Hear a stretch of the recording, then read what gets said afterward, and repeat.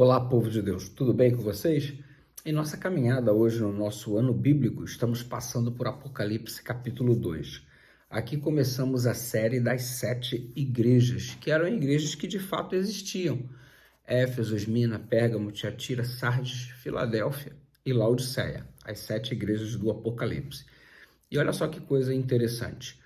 Esta mensagem das 7 igrejas deve ser compreendida em 3 diferentes perspectivas. Número 1, era uma mensagem de fato para aquela igreja local. Afinal de contas, como disse, a igreja de fato existia. As 7 cartas também devem ser entendidas como uma mensagem pessoal. Quem tem ouvidos, ouça o que o Espírito diz às igrejas. Caráter pessoal da mensagem. A terceira forma de se entender, e tão necessária para a compreensão, é exatamente compreender que cada igreja representa um período da igreja cristã primitiva.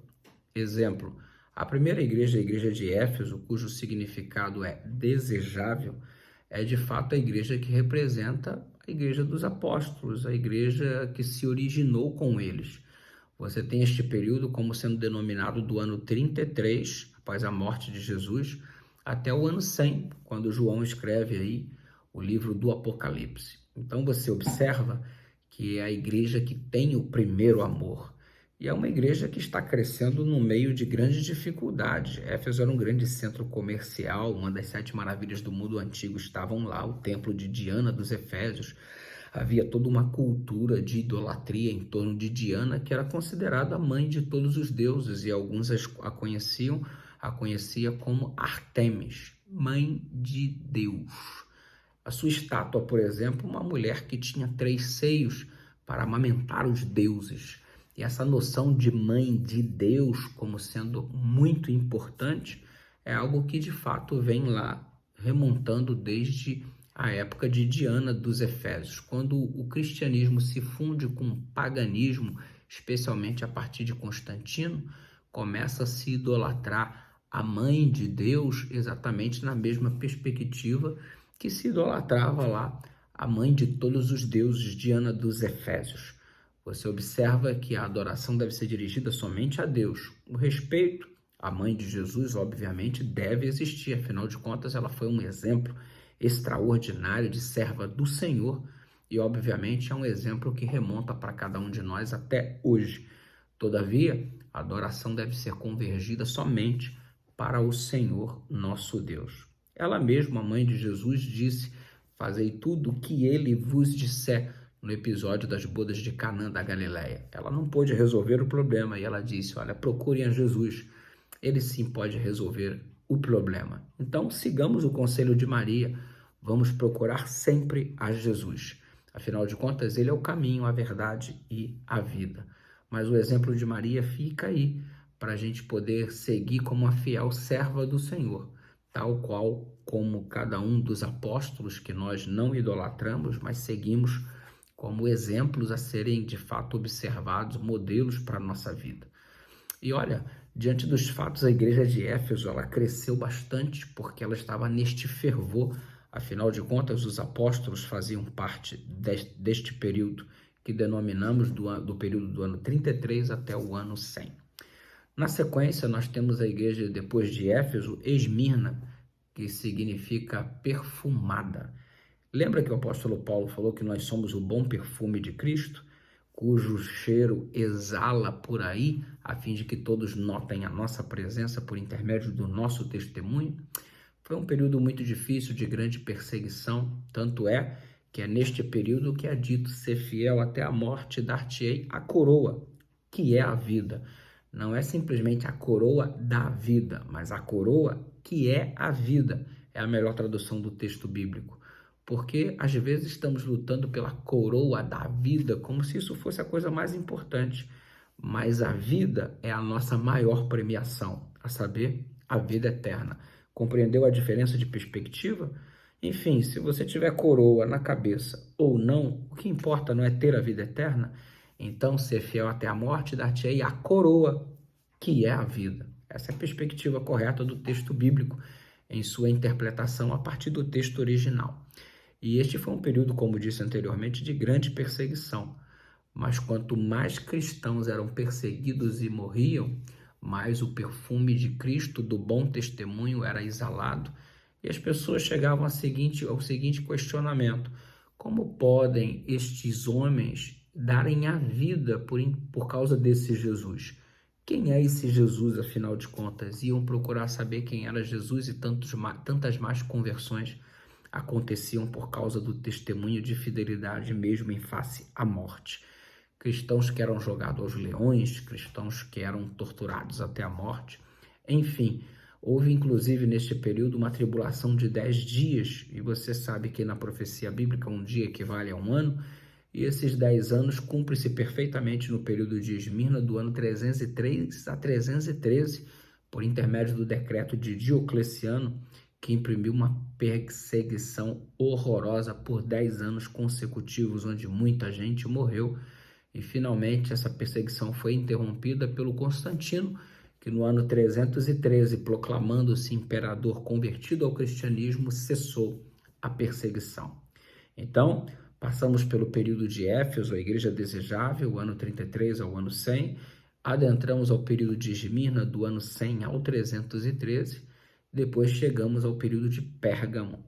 Pérgamo tem um problema, e tudo isso no capítulo 2, porque nela encontra-se o trono de Satanás. A partir de então, Constantino, como o rei, como o imperador, ele começa a fazer uma fusão entre a política e a religião, o império e a igreja. O líder de Roma passa a ser também o líder da igreja. O líder da igreja passa a ser o líder de Roma. O bispo de Roma, posteriormente, seria denominado como cabeça da igreja, e Roma, como sendo a capital do império, tornou-se então proeminente no que diz respeito à vida religiosa também. Houve um amigo que até escreveu uma biografia de Constantino sob o título Constantino, cristão ou cretino? Porque, tendo em vista que a maior parte do exército era formado por soldados cristãos, Constantino, então, declarar-se cristão não seria nada mal, afinal de contas, teria todo o exército ao seu favor e a maior parte dos moradores que já haviam se tornado cristãos. A popularidade seria muito maior para Constantino se cristão ele se declarasse. Muitos dizem, muitos historiadores declaram que por conta disso ele havia se declarado cristão, por causa de uma rede de conveniência. Então, quando é conveniente, sou cristão. Quando não é conveniente, não sou cristão. Há muitas pessoas que vão neste tipo de perspectiva, obviamente que é muito perigoso.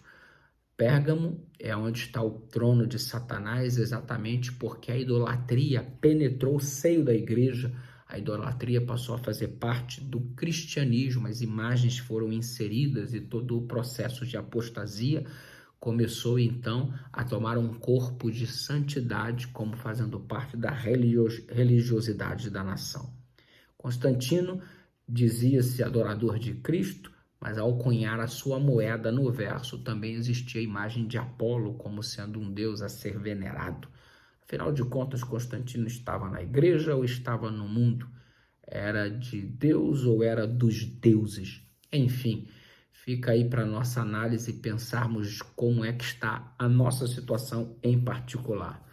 E aí, do ano 313 até o ano 538, quando vemos a apostasia adentrar as portas da igreja, tornando a igreja de fato de cunho mais político do que religioso, percebemos então ali o estabelecimento do trono de Satanás, caracterizando assim um período de Pérgamo, que vai de 313 até o ano 538. O ano 538 começamos o período de Tiatira, o período da supremacia papal, o período dos 1260 anos, que equivale a um tempo, 2 tempos e metade de um tempo, onde o chifre pequeno cresceria assustadoramente e cuidaria em mudar os tempos e as leis, perseguir os santos do Altíssimo, características descritas em Daniel capítulo 7, verso 25, como sendo de fato a iniquidade sendo oficializada no império através do bispo de Roma, que tornou-se o cabeça de toda a igreja, como anteriormente eu havia anunciado. O ano 538 é um ano que marca o início deste período, porque a última tribo bárbara que se opunha ao sistema papal, que eram os ostrogodos, nesta época foram destruídos e, consequentemente, Os 3 últimos chifres que proclamavam então oposição foram arrancados e neste lugar cresceu a ponta pequena, conforme descreve Daniel capítulo 7. E ali o Império Romano teve na pessoa do bispo de Roma essa caracterização do versículo 25, mudar os tempos e as leis, perseguir os santos do Altíssimo, magoar os santos do Altíssimo.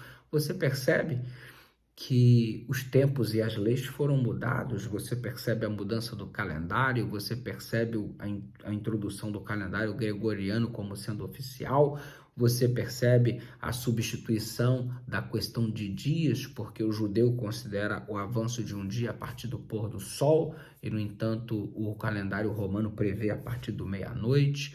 Os meses foram mudados em função dos deuses, os próprios dias da semana começaram a ser transformados na direção da idolatria. Quando você pensa em Sunday, dia do sol, Monday, dia da lua, e assim sucessivamente, adorar ao Deus Lua, adorar ao Deus Sol, a idolatria que adentrou e fundiu-se à própria instituição chamada igreja neste plano, neste processo de apostasia, descrito em Daniel 7. Não só mudou os tempos, calendário, mas mudou também a lei, o sábado para o domingo, como sendo oficializado pela igreja, e tantas outras mudanças, como transubstanciação, doutrina da transubstanciação, a doutrina de penitência, de se pagar um preço específico para ter perdão de determinado pecado. Enfim, a igreja estava mergulhando em uma era de escuridão, a perseguição se transformando em uma realidade que estava muito bem caracterizada pelo período de Tiatira. Jezabel é citada ali como rainha da apostasia e alguém que perseguiu muitos servos de Deus, tal qual fez com Elias e os profetas do Senhor. E o resultado é que o mesmo tipo de perseguição caracterizaria este período até 1798, quando estaria vindo a Revolução Francesa. A palavra de Deus, de um modo extraordinário, expunha toda esta realidade. A Bíblia é muito rica, aproveite para estudá-la e vamos juntos crescer na graça e no conhecimento, em nome de Jesus.